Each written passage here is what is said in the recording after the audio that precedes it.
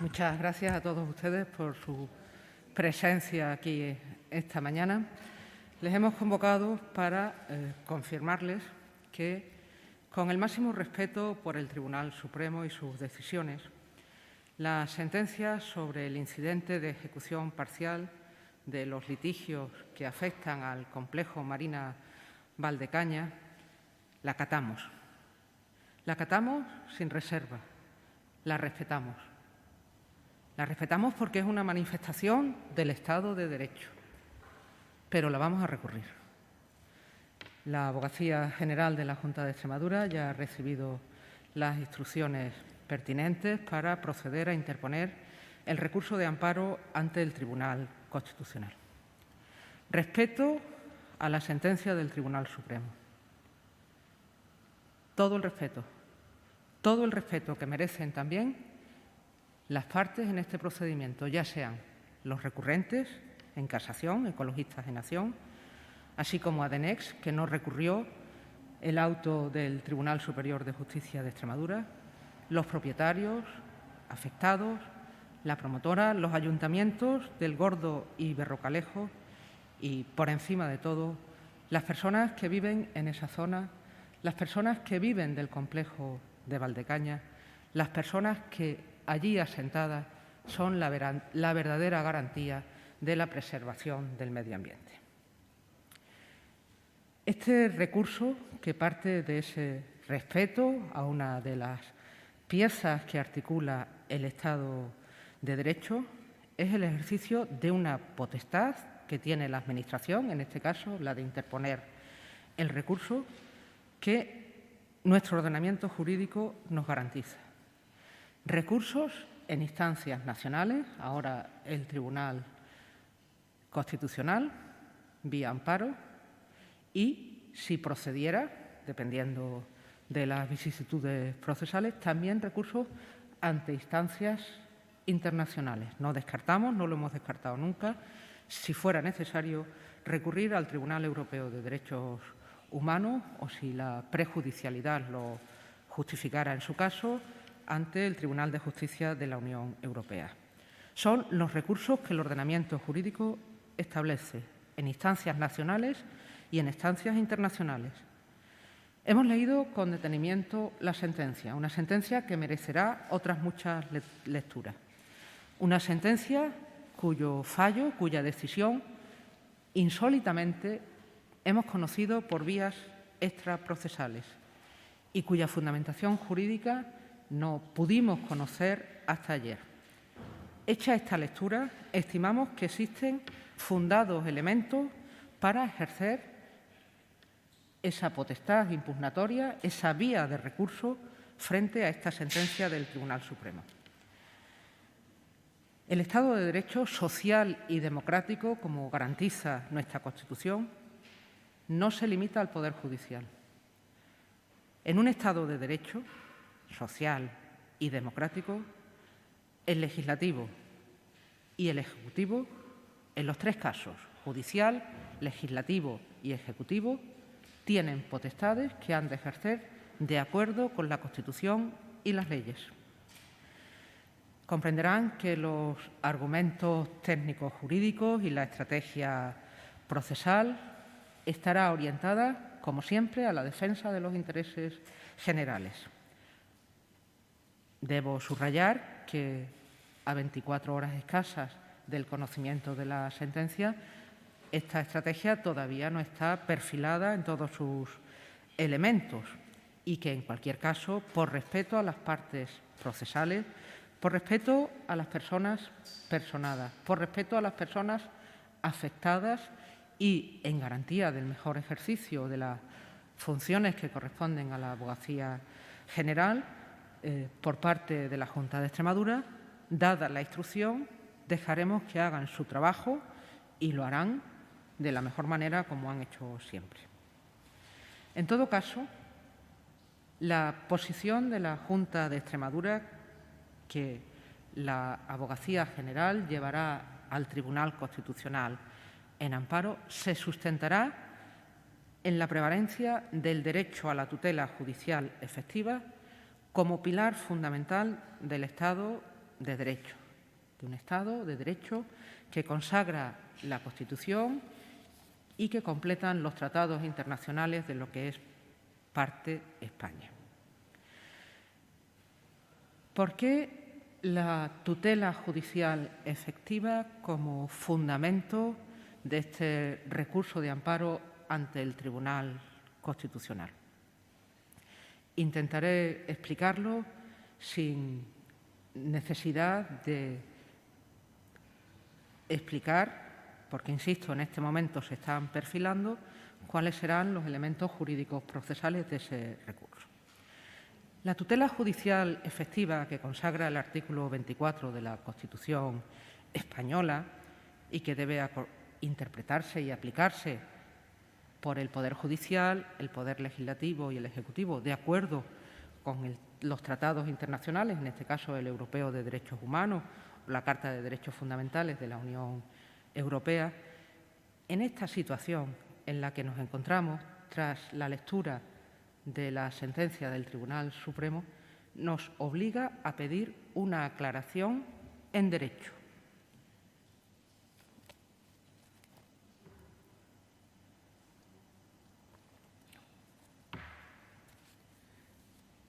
¿Por qué es necesaria esta aclaración en derecho del órgano garante en nuestro ordenamiento jurídico del respeto de los derechos fundamentales?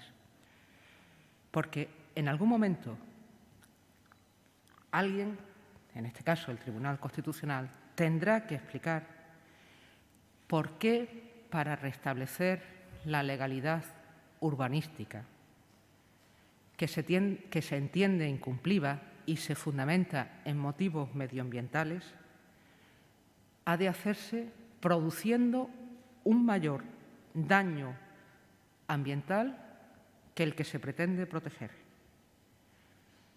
La Junta de Extremadura respetuosamente discrepa, y así lo justificará ante el Tribunal Constitucional, de la solución que ha dado el juzgador del Tribunal Supremo. Las sentencias, además de aplicar la legalidad estricta, deben de ser efectivas, no pueden ser contraproducentes, no pueden desconocer el bien jurídico que pretenden salvaguardar, en este caso, la protección del medio ambiente. La sentencia del Tribunal Supremo desconoce, ignora, desprecia, me atrevería a decir, la mejora palmaria del medio ambiente que se ha producido en la zona. Una zona que existe, está, es y podrá ser gracias a la intervención del hombre. La isla del Valdecañas no existía antes del embalse. La isla de Valdecañas, así denominada, es una creación de la actividad humana. Una actividad humana que primero trajo riqueza con el embalse y después, con el complejo, ha traído mayores posibilidades de desarrollo, por cierto, creando un entorno medioambiental mucho más rico que el que existía anteriormente. Y nos parece, cuando menos llamativo, que ninguna de las partes personadas ha alegado, en los múltiples litigios que este complejo ha generado, que exista una norma medioambiental respecto de la situación que se ordena destruir para restituir a una situación anterior. Por eso, y como les decía, la Junta de Extremadura, así lo dijo el presidente de la Junta en su primera comparecencia, tras conocer el fallo por esta vía inusitada, va a agotar todas las vías de recurso. Por eso vamos, en todo caso, a transitar todas las opciones procesales nacionales e internacionales que permitan encontrar una solución que concilie de manera justa y efectiva el restablecimiento de la legalidad urbanística con la mejora palmaria y significativa del medio ambiente en Valdecañas. Es el interés general el que nos mueve y el que, por otra parte, nos impone la obligación de agotar todos los recursos que el Estado de Derecho habilita para que prevalezca una solución justa y efectiva que concilie todos los intereses legítimos en juego. Por ello, también instaremos las modificaciones normativas de la legislación estatal que entendemos que pueden ayudar a encontrar este punto de equilibrio.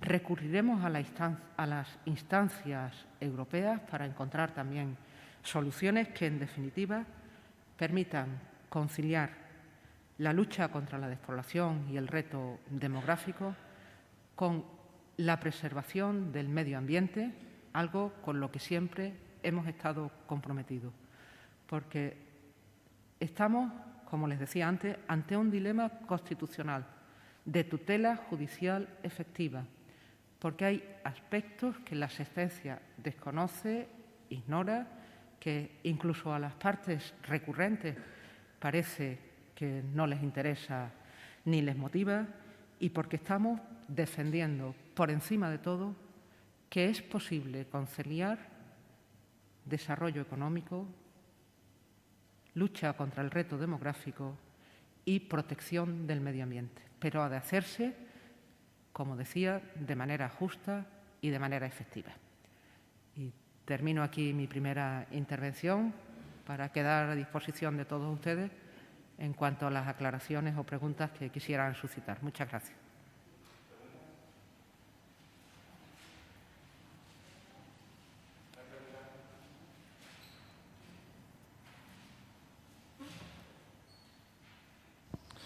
Sí, vicepresidenta, buenos días. Yo quería preguntarle, al hilo de esta cuestión, un asunto relacionado quizá de forma tangencial con ello. Leemos esta mañana en el diario Hoy que la promotora del complejo va a exigir a la Junta, le va a reclamar 192 millones de euros para pagar a los dueños de los chalés, dado que la empresa se había comprometido a recomprar las viviendas a los precios abonados, en el caso de que se consumase el derribo. ¿Cómo valora esta intención que han expresado? No valoro intenciones, y mucho menos cuando pueden estar fundadas en la perspectiva de las legítimas expectativas de una de las partes recurrentes, como no voy a valorar que la sentencia parece dar por sentado que al final que exista responsabilidad patrimonial de la Junta, no importa que el daño económico no es relevante. Es que esa no es la cuestión. La cuestión es que queremos garantizar esa tutela judicial efectiva que entendemos que el Tribunal Supremo ha conculcado respecto de la posición que defiende la parte, que es la Junta de Extremadura, en un auto de ejecución parcial del Tribunal Superior de Justicia de Extremadura, que ADENES no recurrió, que solo recurre Ecologistas de Nación, y que entendemos que había establecido un cauce por unas vías, con unos instrumentos, con unos recursos que permitían justo cumplir con lo que los tribunales habían dicho, dando satisfacción a las partes en el procedimiento que impugnaron la autorización de ese complejo, con el sostenimiento de un entorno medioambiental más rico que se había creado, por supuesto con ello las legítimas expectativas de promotores y propietarios, pero sobre todo también las legítimas expectativas, más que expectativas, de las personas que viven en Berrocalejo y El Gordo, de las personas, no solo de las que viven allí, todos los que trabajan en ese complejo generan riqueza, y ese mismo complejo, como está concebido y diseñado y como se ha urbanizado, permite además beneficiar al interés general de Extremadura porque nos sitúa con un recurso turístico, y no solo turístico, también residencial, de gran valor medioambiental.